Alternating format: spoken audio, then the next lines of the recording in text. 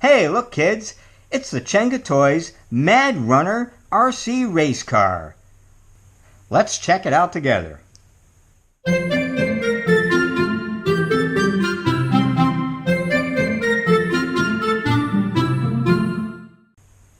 And from the box here, we can see that it has a 2.4G remote controller. You can have 20 cars playing together. Well, you know, that's the 2.4. That's the beauty of it. Let's see, ages 6 and up for speed racing. It's a 120 scale. And let's flip it around here to get some more particulars. Oh, it comes in many different colors. We've got the yellow version right here.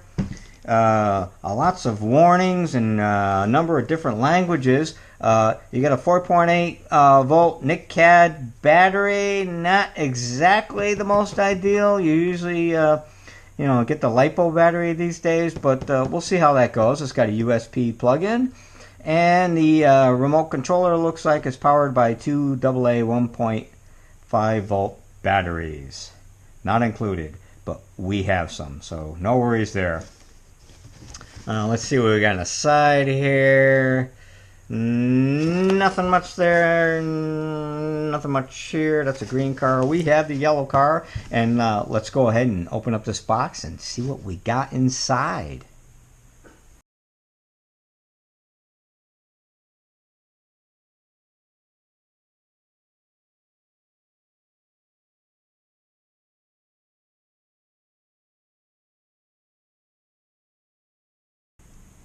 Okay, so we got it out of the display box, and here it is in the styrofoam container, and we'll go ahead and take the top off and see what we got. More styrofoam. Nice, so good for the packing. And in here, oh, it's a nice little size there. There's a 120 scale. Wow, this is, this actually has some nice weight to it. It's pretty good weight. It's not, a typical. I've seen RC toy cars that are probably twice this size, and they're lighter than this. And this actually has some weight to it. So we got the bottom here. It's got the Phillips screw on the bottom there, and you take that off, and that's where the NICCAD battery goes, I'm assuming. And it has an on-off switch, nice on-off switch. Front wheel drive steering, drive wheels in the back. Okay, here's the latches for the chassis there. Suspension, typical, toy grade suspension there. Seems like it'll hold up. Rubber tires. Toy rubber tires. Yeah, they should hold up pretty well. Alright, we'll put this to the side. And we got the controller in here. This is your pretty typical toy grade controller. On-off switch here. This is where your 1.5 volt batteries go in. And this thing, looks like they open up right in here. Oh, this is also a Phillips screw, so you can't just. I think with this, once you unscrew it once, you can pretty much store the screw somewhere else. Don't throw it out, but just store it somewhere else because this also has a latch. I've heard, that there's some kind of law with toy grade RC planes and quadcopters that they have to have a screw on for the battery compartments for child safety reasons. So that's that. I think this is going to be an all or nothing turning and accelerator type of deal, but we'll see. We'll see how it goes when we test drive it. Here's your turn. Yeah. Just from turning this right here, I believe it's going to be an all or nothing. Left or right, not kind of turning, not kind of braking. So we'll try this out. Let's go. Little fake antenna there. Okay, we got this out of the way. Here's a little instruction booklet, and then finally in the box we have, let's tear this open. Here is the charger for the battery. So the battery's not in here, so I'm assuming it's in here, and that is probably what the weight is. That would explain the weight quite handily. So the battery is already in here, and I'm not going to bore you with charging it. We all know how to charge a battery. Oh, geez, I'm crow. As I'm unloading everything here, there is a spare screw in here. I'm not sure what that is for. Comes with a screwdriver. This one's a little bent. That's kind of weird. I've never seen that before. But, you know, does the job. It's pretty much your standard little get started instruction booklet. It's got the diagrams and all that. It's all in English. And let's see in the back here where they see it. Oh, in the back here, it just it gives you, you know, pretty much what it does. So it's not overly complicated, you know, so we won't really get into that. And I'll undo this.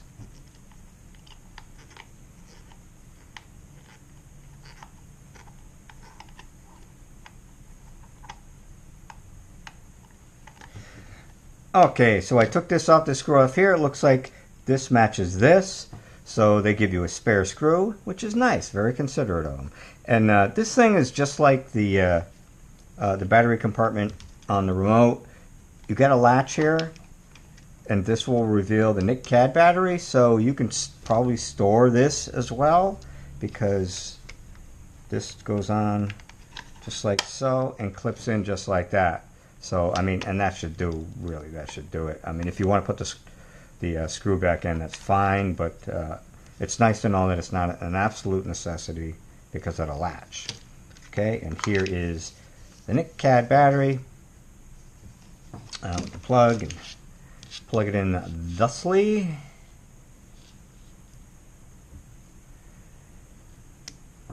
Snaps in like that, and that's how you charge your battery, USB. And then once it's charged, you plug it in here. Simple as that. Well, okay, looks like it's pretty squared away. What I'm going to do now is I'm going to charge this battery. It's a 700, before I get carried away, it's a 700 megaamp hour battery, 4.8 volt NIC CAD. And I'm going to go ahead and charge it, and we'll see how this little baby runs around. Right now, though, I'm going to tell you what, I'm going to be honest with you. I'm going to do some time lapse with the video here. It is pouring outside right now, so I may end up doing this in the morning. It's getting close to dark right now. I'm probably going to end up doing a little drive test out in my little I have a short driveway to the side of the house here. I'll try driving it around in there when it's drier out. It's pouring right now.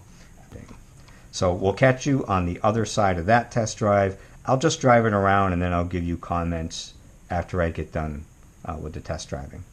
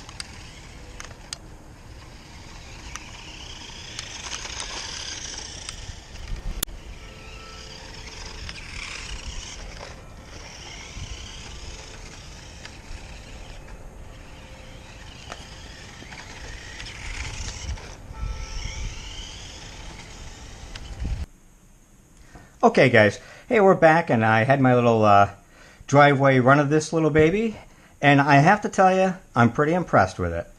Now, I want to emphasize this to the viewers here. This is a toy grade race car. Okay, it's not a hobby grade. It's not a $1 or $2 or $500 hobby grade vehicle that's meant to be driven by experienced RC drivers with lots of expectations.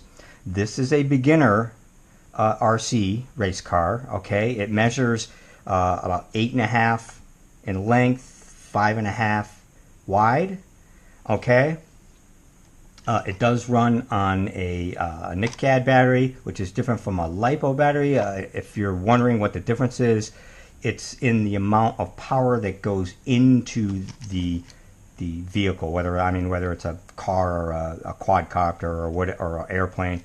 It's the amount of juice that goes into it's the punch, really, that goes into it. And the LiPos come with a minus. They're pretty volatile. You got to take care of them.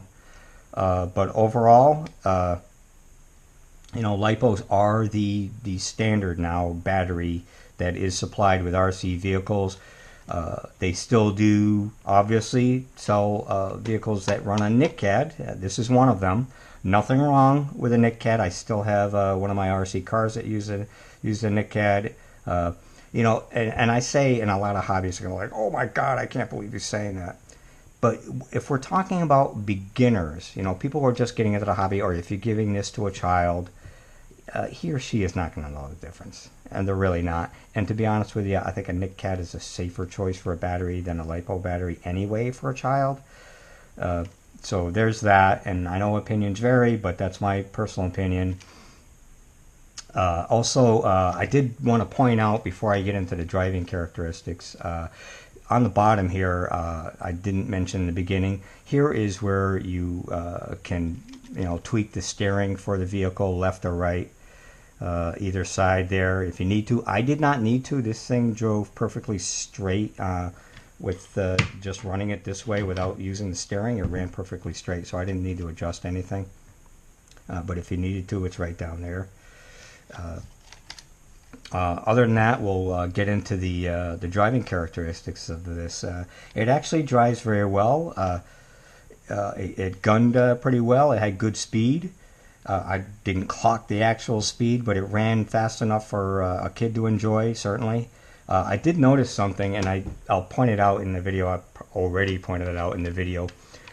When you run this thing, it's kind of a neat feature, actually. This is, by the way, a really, it's a cheap controller. It's they're made a million at a time, so it's keep hearing this. Something's shaking in there, but it doesn't affect the ability, the operation of the thing. So I don't know what it is. Maybe it's just a loose piece of plastic.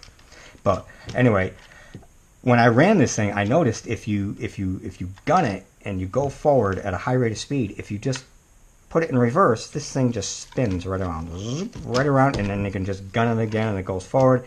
And then when it gets close to you, you put it in reverse again, it spins right around again, and then you gun it again, unless something gets in the way of the wheels. But I thought that was a pretty neat little feature. I don't know if they intended that to happen, but it was pretty cool. I thought it was nice. You spin it around real quick. This has a standard turning radius, like I said in the beginning. You're not going to get a slow turn to a higher turn, and you're not going to be able to, you're not going to slowly accelerate or eventually slow down. You're either going to go forward or go backward. You're either going to turn right or turn left. That's it. It's all or nothing there in that regard. But it worked fine. It had the standard turning radius, and like I said, if I wanted to turn it really quick on a dime, you just go forward and then cut it into reverse, and it spins right around. Okay, now for recommendations, I believe I am going to recommend this for a child or a beginner. It's something good to start out with. For if you have a child who is interested in race cars or dune buggies or whatever have you, get them something like this first. This cost me $32 on Amazon. You get them this first, okay? See if they like it. Okay, and when I mean see if they like it, I don't mean if over a couple of days. Oh yeah, he thought it was a fantastic thing, and I went out and I bought him a $200 hobby grade, super dune buggy for going to the track meets and such. Don't do that. Let him play with this for a few weeks. I mean, see if he loses interest in it. because what you don't want is to buy something like this. The kid loves it. He plays with it for a couple of days. You get carried away, buy him a $200 one. You know, then at the end of the week, he loses interest in this, and he gets the new one and says, oh, yeah, that's nice. He plays with that for a couple of days, and he's done with that, too. So you don't want that to happen. Get him one of these.